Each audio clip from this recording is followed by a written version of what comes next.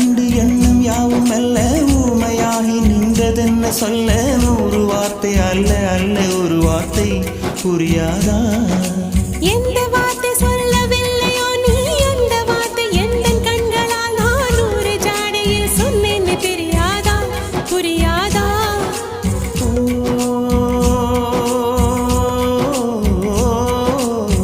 my போல நானும் கண்ணில் சேர வேண்டும்